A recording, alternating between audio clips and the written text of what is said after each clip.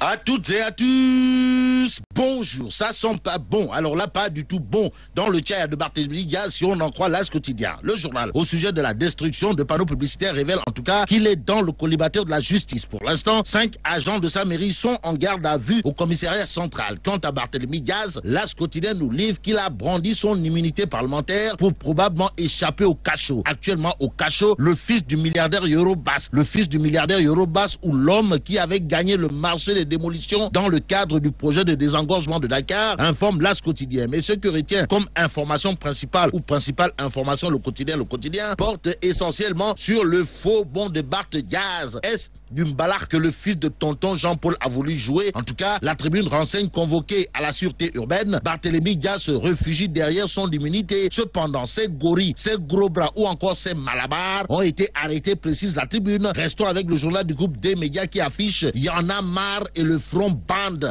les muscles. En clair, « Y en a marre » et le front menace Macky. Voilà le titre qui barre la une de la tribune. Le journal d'expliquer que s'il en est ainsi, c'est à cause des coupures d'électricité, du manque d'eau, des démolitions pêle-mêle, de l'affaire Petro-Tim et entre autres. Sur ce point, la tribune parle de grandes manifestations annoncées en ajoutant que le FPDR soutient haut et fort que Ndeketeyo, nous sommes dirigés par des tocards. Et qui dit tocard pense à Tchouné, principal de classe exceptionnelle. Plus grave, le populaire renseigne que le FPDR dénonce une entreprise, une volonté populaire. Et là, c'est l'APR qui est suscité de manœuvrer pour proroger le mandat des députés jusqu'en 2019. Va-t-on réellement vers des projets machiavéliques?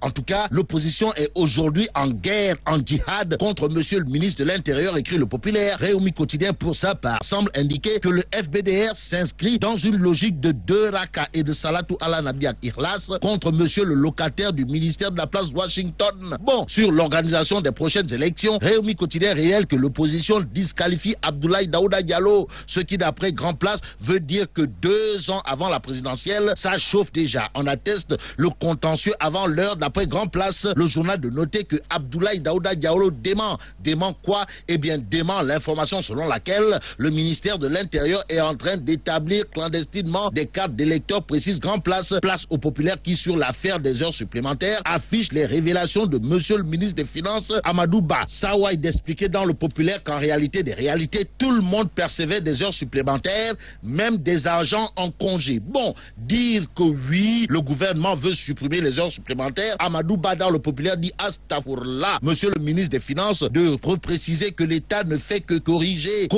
Eh bien, parce que d'après Amadou Ba, ministre des Finances, cette fois dans Libération, le gouvernement ne veut pas supprimer les heures supplémentaires. Bon, restons avec Libération qui affiche des révélations sur un scandale d'État. Et en l'État, il a été question de banditisme financier avec l'adieu Computerland et la grosse commande d'ordinateur, explique Libération. Le journal d'indiquer qu'au commencement était un appel d'offres de 25 milliards taillé sur mesure. Aussi, l'ARMP casse le deal, l'État prend une voie de contournement et tord le bras aux finances, écrit Libération, en attendant les sanctions promises par le boss, c'est-à-dire Nyangal National. Terminons avec Grand Place qui affiche les révélations de l'honorable député Sadaga, à savoir des députés vendent leur bon d'essence. Et là, mais la y a-t-il lieu de dire hey, ouais,